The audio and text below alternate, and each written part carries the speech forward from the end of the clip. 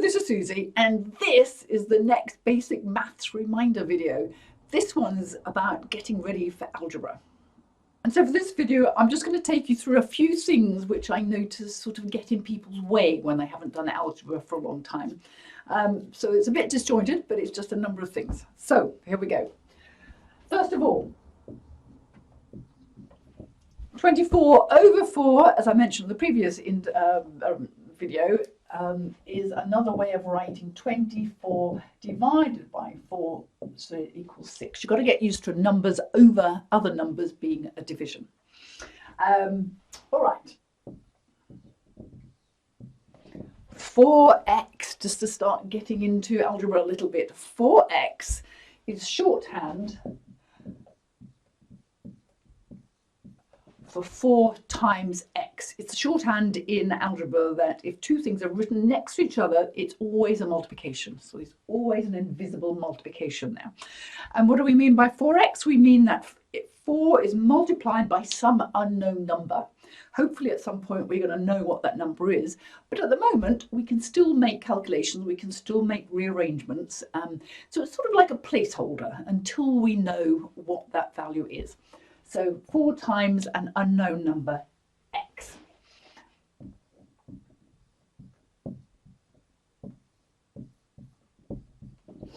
Right, so I told you that it means 4 times x. Another way to think about it is that it's 4 lots of x. So here we have 5 lots of x plus 6 lots of x. We still don't know what x is, but we do know that we've got 11 lots of them. Now, supposing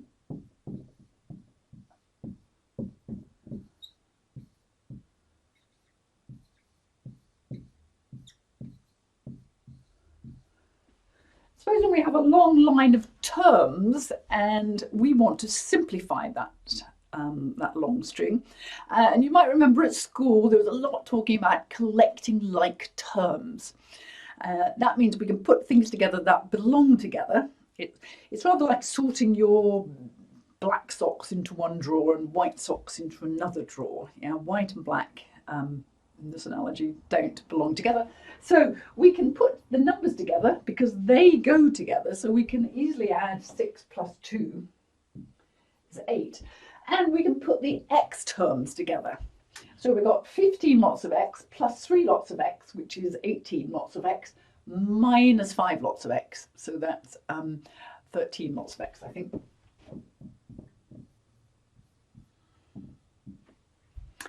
Yeah. And let's go into, I think I have a bit more space on the board. How about we remind ourselves what 5 to the power of 2 is.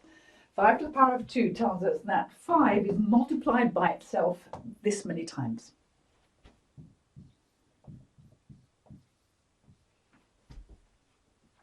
So likewise, x squared is x times x. Now you'll notice that we mathematicians, and you too, will hopefully become one, we write our x's in a particular way, and you can see why, because it distinguishes it from a times. So this is how we write our x's, and when you use it, it makes you look like a mathematician. So I would encourage you to use it straight away. So I've just written those out again. So let's continue. So x3, so we call this x to the power of 3 or x cubed, and so on. Let's see, 2x squared is 2 times x times x. Not to be confused with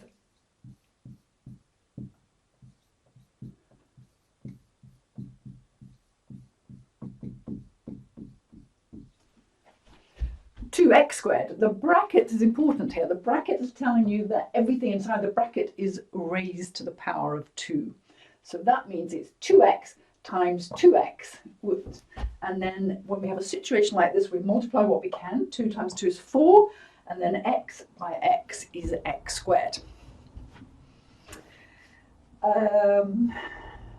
So now we've introduced some square terms. We could do, so we could say we've got 3 plus 12x plus 4x squared minus 14x minus 6x squared. So again, just collecting like terms. Now we've got some x squared terms, x, and some what we call constants. Constants are just numbers, things that don't change. X can change value. So this will equal 3. There's no other numbers to add together with 3. But you see we've got a 12x minus a 14x. So we start with 12, we subtract 14 lots of x, we end up with minus 2 lots of x. And here we have 4x squared and we have minus 6x squared. So we can put the x squared together, we can put the x together, but they're very different animals from each other. So we can only put those together. And just a couple more things. I hope I'm not off the board. And that is 30x over 5. Remember, that's a division. So we can't divide 5 into the x, but we can certainly divide it into the 30. So we've got 30 lots of x divided by 5 is 6 lots of x. Alternatively, we might have had 30x divided by 6x.